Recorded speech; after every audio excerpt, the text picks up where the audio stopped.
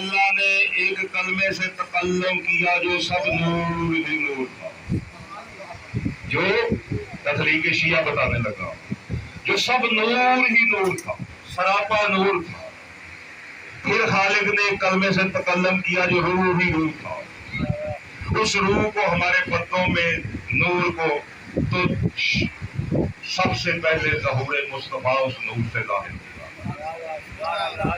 فرماتے پھر علی بادشاہ کا نور ظاہر ہوا، آل محمد کا نور اس نور سے ظاہر ہوا، اس نور آہد سے واحد کا نور ظاہر ہوا، پھر ہمارا نور ظاہر ہوگا۔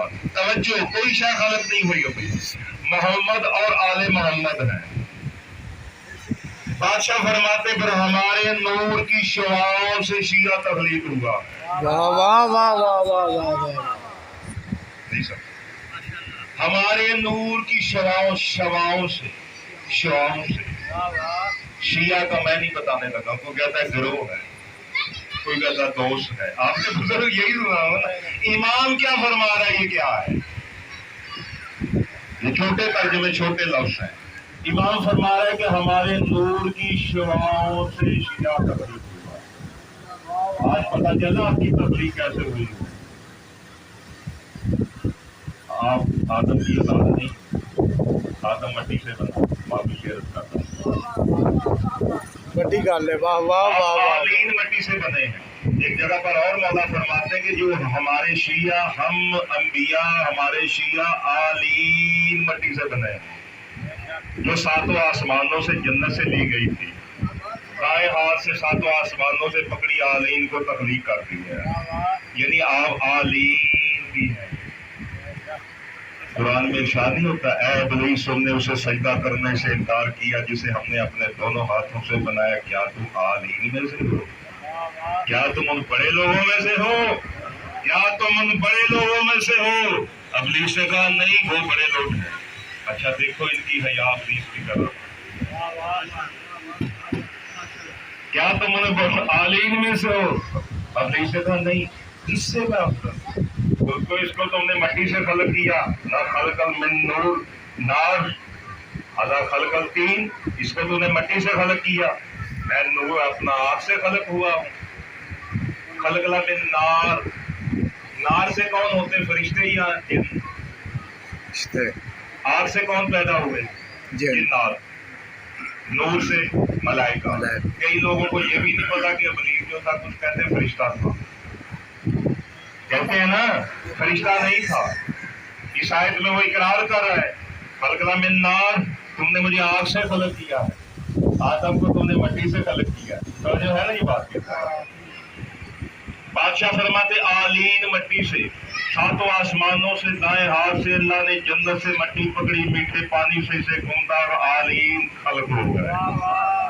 فرماتے پھر یہ سجا کھبا سنتے ہو نا پنجابی، یا سجے ہاتھ نہ روٹی کھانی چاہیے، کھبے نال نہیں کھانی چاہیے۔ آج میں تمہیں یہ بتا دوں سجا کیا ہے تو کھبا کیا ہے، چاہتے ہیں نا پتہ چلے۔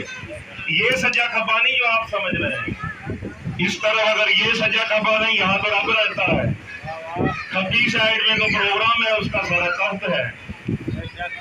یہ سجا کھبا نہیں ہے، رائٹ سے مراد علی، رام سے مراد غیر علی۔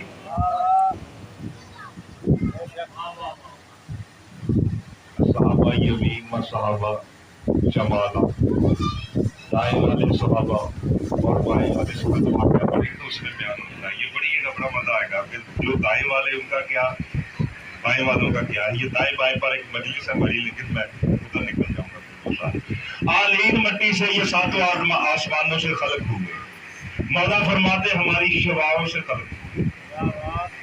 جب یہ خلق ہوئے آلین مٹی سے، رائٹ والے انبیاء آل محمد ایک ہی عناصر سے بنے، نور سے اور آلین مٹی سے۔